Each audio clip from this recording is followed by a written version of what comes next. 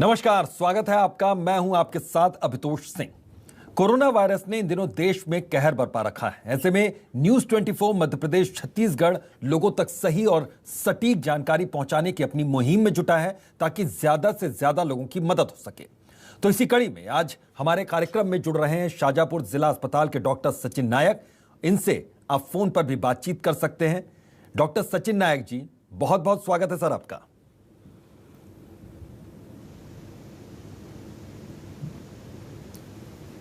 Doctor Sachin, आपसे समझना चाहेंगे कि कोविड का जो ये माहौल है, कोविड 19 से जो लोग प्रभावित हैं उनमें किस तरह के सिम्टम्स अभी आ रहे थे, और अब चूंकि तीसरी लहर की यहाँ पर कहा जा रहा है कि तीसरी लहर आ सकती है, ऐसी आहट है, तो इसको लेकर क्या क्या सावधानियां बरती जाएं?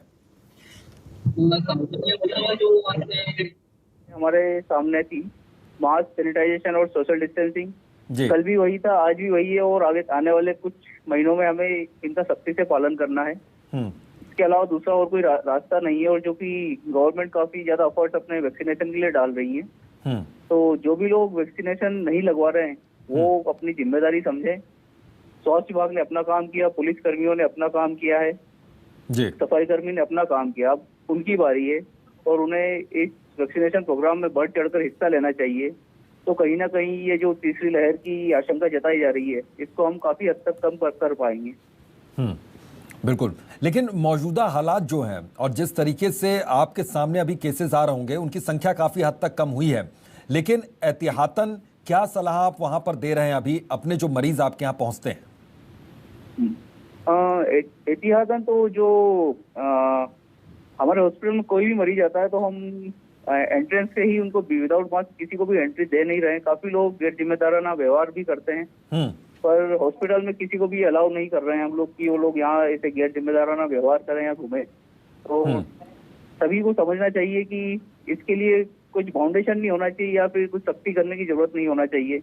कि जो भी गाइडलाइंस आ रही है सभी के अपने परिवार, अपने बच्चों को सुरक्षित रखने के लिए दी जा रही है, तो सभी को इसको सख्ती से स्वयं ही पालन करना चाहिए।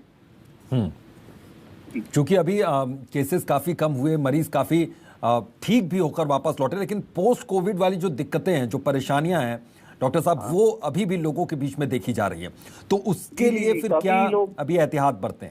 जी, काफी लोग पोस्ट कोविड सिंड्रोम से ग्रसित हैं, जो थकावट और नाना प्रकार की कंप्लेन कर रहे हैं। जो मेजर एक इशू है इसमें जो ब्लैक फंगस वाला हमें देखने में आ रहा है, तो कई पेशेंट ऐसे हैं जो ब्लैक फंगस से ग्रसित हुए हैं और प्रायः अभी तक उनके जो सिम्टम्स है या फिर कुछ लोग अंडर ट्रीटमेंट है और कुछ लोगों की सर्जरी भी की जा चुकी है जिनकी कुछ आंखें या फिर कुछ पार्ट्स निकालने की जरूरत पड़ी है जी। तो ये देखने में काफी दुखदायी है और ऐसा आगे ना हो और ऐसा बच्चों में बिल्कुल भी ना देखें हम। तो इसके लिए हमें काफी ज्यादा जागरूक हो गए, सख्ती से इन सबका पालन करना चाहिए।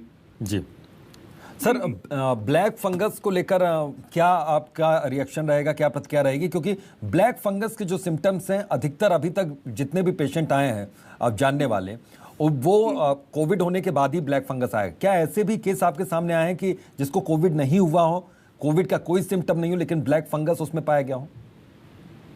हाल फिलहाल प्रेजेंटली मैं डिस्ट्रिक्ट हॉस्पिटल शाजापुर में पोस्टेड हूँ और यहाँ पे कभी ऐसा देखने में आया नहीं ब्लैक फंगस के केसेस जी विदाउट कोविड। मोस्टली जो भी केसेस है यहाँ पर आए हैं उनको हमने यहाँ से इंदौर के लिए ही रिफर किया है और मोस्टली आफ्टर कोविड ही ये सिम्टम्स या फिर ब्लैक फंगस पेशेंट में डेवलप हुआ है। और यहाँ से मतलब शाजापुर से 10 या 12 पेशेंट अभी अंडर ट्रीटमेंट है एमवाई इंदौर में। तो विदाउट कोविड अभी तक ऐसा पेशेंट हमारे नॉलेज में नहीं आया। जी जी सर, एक चीज और समझना चाहेंगे कि अब डेल्टा प्लस वेरिएंट की भी बात होने लगी कि डेल्टा वेरिएंट है, डेल्टा प्लस वेरिएंट है। इसके सिम्टम्स क्या कुछ अलग हो सकते हैं या फिर जो कोविड के सिम्टम्स हैं उसी तरह के सिम्टम्स नजर आएंगे इसको लेकर? क्योंकि बहुत ज्यादा इस वक्त बहुत ज्यादा पैनिक वाली स्थिति है जी। कोविड का एक तो अपने आप में अभी तक देखा जाएगा कि ऐसा कोई सा भी सिम्टम्स नहीं है जो कोविड ने नहीं कवर किया है जी। हर तरह के सिम्टम्स के साथ में कोविड के पेशेंट ने यहाँ पर दस्तक दी थी और कहीं ना कहीं पहचानना काफी मुश्किल हो रहा था कि कौन सा सिम्टम्स कोविड का है। बिल्कुल सर। साथ में अब वायरस अपने आप में म्यूटेट होता जा रहा है और जो नया वायरस हमारे सामने है जी, तो मोस्ट प्रोबेबली जो पुराने सिम्टम्स है वो तो काफी हद तक कवर करेगा। बाकी देखना है अब ये है कि नए सिम्टम्स में क्या क्या इसमें इंक्लूड होता है। बिल्कुल सर, एक बार और आपसे समझना चाहेंगे कि वो पुराने सिम्टम्स की अगर हम बात करें कि वो कौन से सिम्टम्स हैं जो नजर आए अभी लोगों के बीच में, तो वो जाकर टेस्ट करवाएं, क्योंकि केसेस कम जरूर हुए हैं लेकिन पूरी तरीके से भी खत्म नहीं हुए हैं। सिम्टम्स सर्दी, खांसी, बुखार और सांस लेने में तकलीफ जो मोस्टली अभी देखने में आया है कि जो सर्दी वाले सिम्टम्स तो काफी कम आ रहे हैं। तो इस बार जो सेकंड वेव थी इसमें डायरेक्टली मोस्टली लोग जो आए थे वो ब्रीथिंग डिफिकल्टी की कंडीशन कंप्लेंट लेकर डायरेक्टली हॉस्पिटल में ही सामने आ रहे थे। उसके पहले तक वो कुछ 1 हफ्ते या 2 हफ्ते पहले का माइल्ड सा फीवर उन्हें रहा होगा, उसके बाद उन्हें कोई सिम्टम्स नहीं रहा और सडनली ब्रीथिंग डिफिकल्टी ही उनका एक सिम्टम्स था जिसके कारण उनको हॉस्पिटल आना पड़ा जी। तो कहीं ना कहीं एक आम नागरिक के लिए काफी डिफिकल्ट हो जाता है कि कौन सा सिम्टम्स वो कोविड से रिलेट करे। तो आम नागरिकों से मेरा यही कहना है कि अगर थोड़ा भी बुखार या थोड़ी कमजोरी लगे शरीर में तो प्लीज जल्दी करें और जल्द से जल्द अपने नियरेस्ट हेल्थ केयर सिस्टम में जाकर अपनी जांच करवाएं। बिल्कुल सर, इस वक्त अब चूंकि कम हुए केसेस इसलिए सेल्फ क्वारंटीन लोग हो रहे हैं और घर पर ही वो खुद का इलाज कर पा रहे हैं, लेकिन आपकी सलाह क्या होगी एज ए डॉक्टर कि खुद से इलाज करना क्या अभी भी ठीक रहेगा या फिर ये खतरनाक साबित हो सकता है?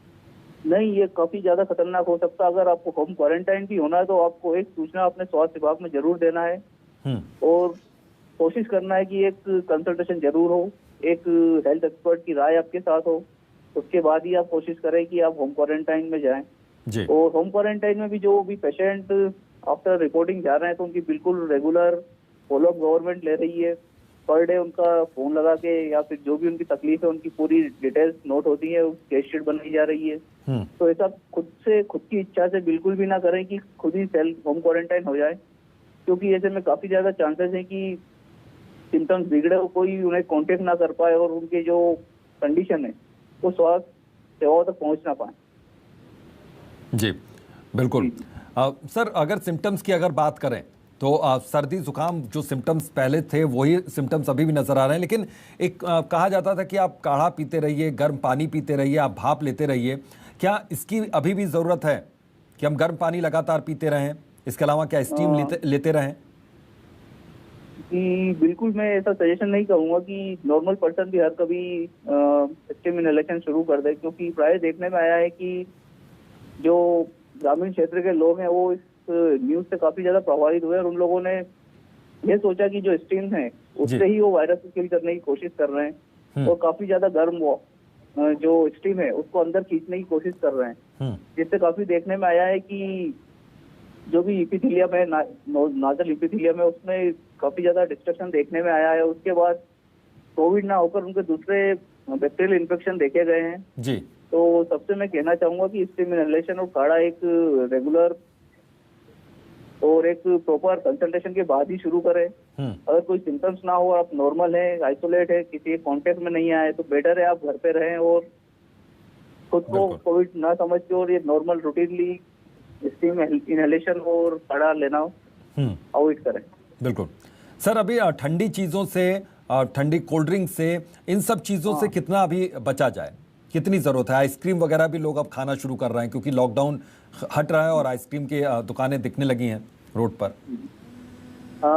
जो ठंडी चीजें गर्मियों में लोग लेते हैं ये अपने आप में काफी अट्रैक्टिव रहता है और मोस्टली लोग कंट्रोल नहीं कर पाते, लेकिन इसको लेने में दिक्कत नहीं। लेकिन प्रॉब्लम वहाँ आ जाती है जब कुछ भी ठंडा लेने के बाद पेशेंट को सर्दी, खांसी, जुकाम जैसे सिम्टम्स लगते हैं और वो फिर कहीं ना कहीं बहुत सारे सवाल अपने आप में उठने लगते हैं और पेशेंट अपने आप को कोविड से रिलेट करने लगता है। तो कहीं ना कहीं वहाँ पर ये काफी ज्यादा दिक्कतें सामने आती हैं कि पेशेंट इधर उधर भटकता है, क्योंकि हो सकता है कि वो जो सिम्टम्स है मोस्टली बिकॉज ऑफ जो उसने कोल्ड ड्रिंक लिया है, आइसक्रीम खाई है, उस कारण से है। तो अभी जो सिनेरियो हमारे सामने, हम कोशिश करें कि ये चीजें अवॉइड करें जिससे कि अनचाहा कंफ्यूजन हमारे या फिर हेल्थ केयर प्रोवाइडर जो भी हमारा है उसके बीच में उत्पन्न ना हो। बिल्कुल, और कोशिश करें कि नॉर्मल अपना लाइफस्टाइल मेंटेन करें। बिल्कुल सर, इन दिनों इम्यून सिस्टम को लेकर बहुत ज़्यादा लोग सजग हुए हैं और इम्यून सिस्टम को बढ़ाने के लिए, बूस्ट करने के लिए बहुत से सिरप हैं मार्केट में, बहुत से मेडिसिन हैं। तो कुछ आप सलाह देना चाहेंगे या फिर आम एक्सरसाइज से या फिर योगा करके ही इम्यून सिस्टम को अपने स्ट्रॉन्ग किया जाए? हाँ हाँ, पोस्ट कोविड देखने में आया कि काफी ज्यादा ब्रांच हमारे सामने आए हैं इम्यूनिटी को बूस्टअप करने के लिए। पर आम जनता से मैं यही कहना चाहता हूँ, क्योंकि मैं काफी ग्रामीण क्षेत्र से बिलोंग करता हूँ और मैं देखता हूँ कि प्राय लोगों की इम्यूनिटी काफी अच्छी है गाँव में जी। तो जो अट्रैक्टिव ब्रांड्स या फिर जो अनचाही चीजें हैं उनको छोड़कर आप कोशिश करें कि नेचुरल फ्रेश वेजिटेबल्स लें। और इम्यूनिटी का मैं पर्सनली ये मानता हूँ कि सबसे बड़ा जो बोल सकते हैं जो सबसे ज्यादा जरूरी इम्यूनिटी को बढ़ाने के लिए वो आपकी स्माइल है और खुशी है। आपका मन अगर खुश रहेगा तो आप जो भी खाएंगे जी, जैसे भी खाएंगे पूरा आपके शरीर को लगेगा और उस हंसी खुशी के साथ आपकी इम्यूनिटी दिन पे दिन बढ़ती जाएगी। तो अनचाहे टेंशन के साथ अनवांटेड खर्चे ना बढ़ाएं जी, क्योंकि इन खर्चों के साथ कहीं ना कहीं एक डिप्रेशन आपके शरीर में आएगा, आपके दिमाग में आएगा जी। और सारी चीज खाते हुए भी वो शरीर को नहीं लगेगी। तो कोशिश करें नॉर्मल और अच्छा खाना लें और खुश रहें। बिल्कुल, खुश रहना बहुत ज़्यादा ज़रूरी है इस वक्त। सर, एक चीज़ और आपसे समझना चाहेंगे कि इस वक्त ये कहा जा रहा है कि तीसरी लहर में बच्चों को ज़्यादा खतरा पहुंच सकता है, तो उनके इम्यून सिस्टम के लिए हम क्या करें? क्योंकि बच्चे हर चीज़ खाने को तैयार नहीं होते, तुरंत उनको समझाना बड़ा मुश्किल हो जाता है। जी, बच्चों का प्राय देखने में आया कि कोई भी चीज अट्रैक्टिव लगेगी या फिर उसको हम ढंग से प्रेजेंट करेंगे तो बच्चे डेफिनेटली उसको खाएंगे।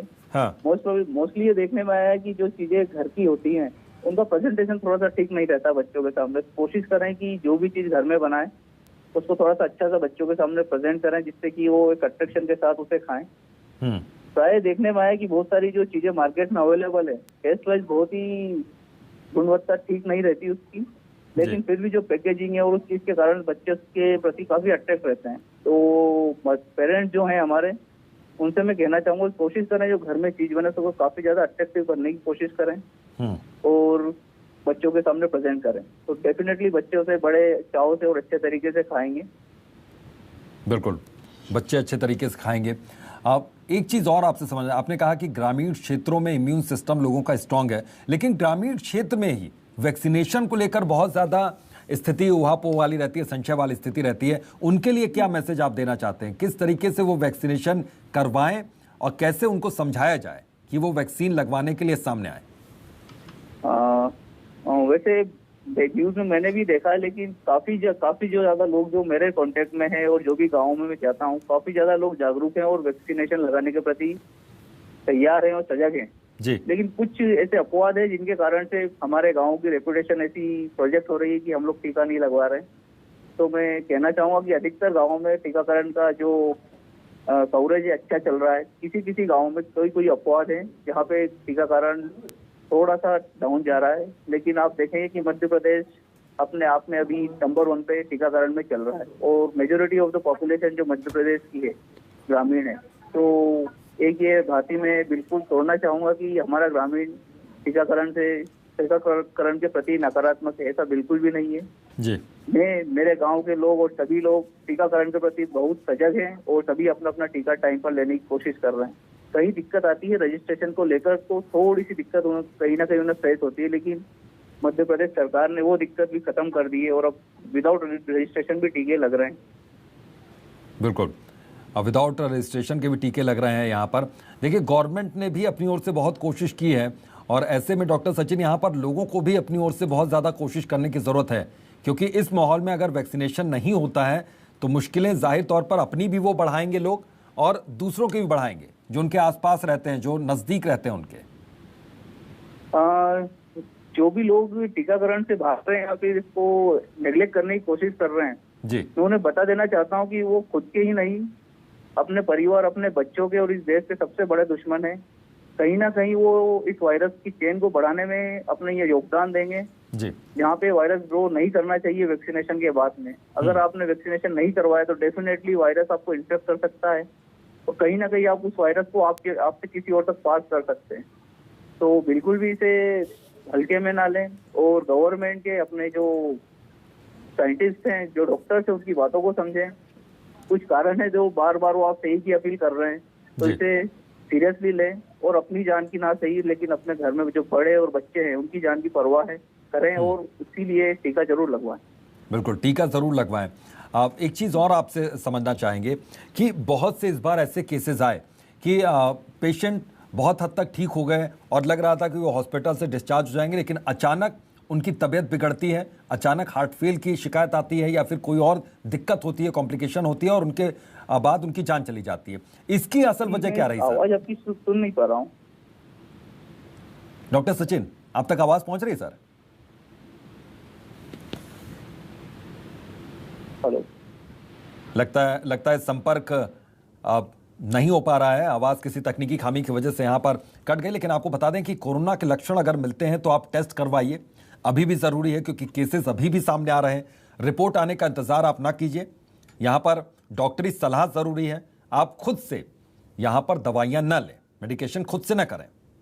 तो संदिग्ध खुद को क्वारंटीन कर लें ताकि वो भी सुरक्षित रहें, उनके आसपास के लोग भी सुरक्षित रहें। तो परिवार को सुरक्षित रखना भी यहां पर सबसे ज्यादा जरूरी है। खुद को भी आप सुरक्षित रखिए, यह भी जरूरी है, लेकिन परिवार भी साथ ही साथ आपके सुरक्षित रहे, यह भी बहुत ज्यादा जरूरी है। इसके अलावा नेगेटिव होने के बाद बहुत सी दिक्कतें आती हैं। पोस्ट कोविड सिम्टम्स जो हैं वो बहुत ज्यादा परेशान कर रहे हैं। सूंघने की शक्ति और क्षमता कम हो सकती है, थकावट और कमजोरी बनी रह सकती है। हो सकता है कि 15 से 20 दिन या हो सकता है कि महीने भर भी यह थकावट वाली स्थिति बनी रहे। तो शरीर में दर्द की भी शिकायत रहती है। इसके अलावा यह भी कहा जा रहा है कि सिरदर्द रहने की संभावना भी काफी रहती है। तो कोरोना से डरना नहीं है, बल्कि लगातार इससे जूझते रहना है, लड़ते रहना है। डॉक्टर सचिन हमारे साथ एक बार फिर से जुड़ गए हैं। सर, मैं ये समझना चाह रहा था कि चूंकि बहुत से ऐसे केसेस आए इस बार कि पेशेंट एकदम ठीक हो गया था, लेकिन आखिरी समय में मामला बिगड़ गया और कोई ना कोई वजह ऐसी रही कि पेशेंट की जान चली गई।